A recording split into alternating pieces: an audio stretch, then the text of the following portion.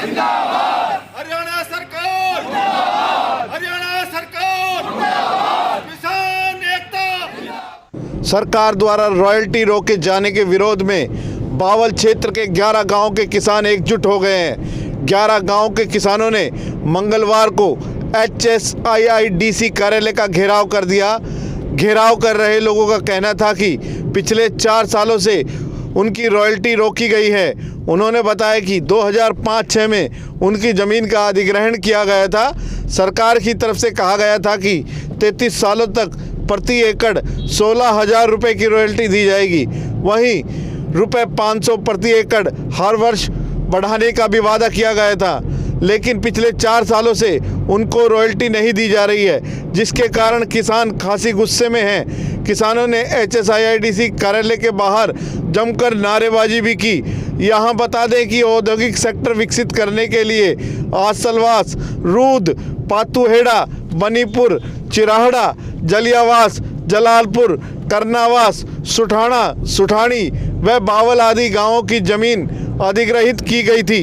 मामला ये जी 2005 में ना सरकार ने ज़मीन अधिग्रहित थी 11 गाँव की, तो रॉयल्टी देनी थी 33 साल तक 15,000 रुपये प्रति किले के हिसाब से। 4 साल हो गए, पिछले 4 सालों से रॉयल्टी बंद कर रखी, रॉयल्टी नहीं दे रहे। तो कितने किसानों की रॉयल्टी? 11 गाँव के किसान हैं लगभग 11 गाँव के। अब कितने किसान होंगे? 1,000-2,000 घर तो होंगे जो इससे पीड़ित होंगे। तो कोई रॉयल्टी का कोई कैलकुलेशन आपने किया कितनी बनती होगी? रॉयल्टी का अब 1 साल की 15,000 रुपये के हिसाब से 16,000 रुपये होती है पर ईयर की। अब लगा लो 11 कितने एकड़ ज़मीन अधिग्रहण तो ये लगभग ज़मीन अधिग्रहण थी। अब 1100 एकड़ के हिसाब से लगा लो कितने पैसे बनते हैं हर साल। हाँ, आज का विषय है, एक तो जो ज़मीन अधिग्रहण की थी उसमें सरकार ने अनाउंस किया था कि हम 33 साल तक 15,000 रुपये पर एकड़ के हिसाब से रॉयल्टी देंगे और हर साल 500 रुपये पर एकड़ उसकी बढ़ोतरी करते रहेंगे। अभी तक दे रहे थे, लेकिन जो 2019 के अंदर हाई कोर्ट का जजमेंट आया कि इनकी जो कीमत दी हुई है, जो पहले बिगनिंग में दी थी 12.5 लाख रुपये पर एकड़ के हिसाब से, वही रखी जाए। बाकी पेमेंट इनकी सरकार चाहे तो रिकवर करे और चाहे तो नहीं। उसके बाद ये जजमेंट क्या पड़ा क्या नहीं पड़ा, इन्होंने सीधी रॉयल्टी भी बंद कर दी हमारी। तो हमारा इस विषय आज यही है, हमारी रॉयल्टी जैसे सरकार का अधिग्रहण के समय कानून कायदे बनाए थे कंटिन्यू दी जाए।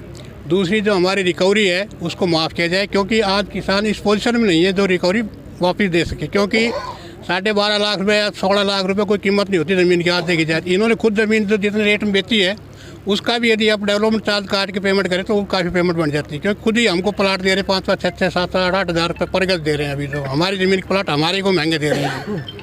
तो दूसरा जो जजमेंट आया था उसके अंदर 80% किसानों को पेमेंट रेवाड़ी हाई कोर्ट की जो जजमेंट था 19 लाख कुछ के हिसाब से, वो पेमेंट 80% किसानों को मिल गई थी। 20% किसान बचे हुए थे उसके अंदर। तो वो भी हमारी रिक्वेस्ट है कि जो 20% बचे उनको बराबर पेमेंट करी जाए, रिकवरी हमारी माफ़ की जाए और रॉयल्टी हमारी कंटिन्यू रखी जाए। कब हमारी मेन अधिग्रहण 2005 से स्टार्ट है, 2005-06 में किया था, 7-8 में किया था और 9-10 में किया था।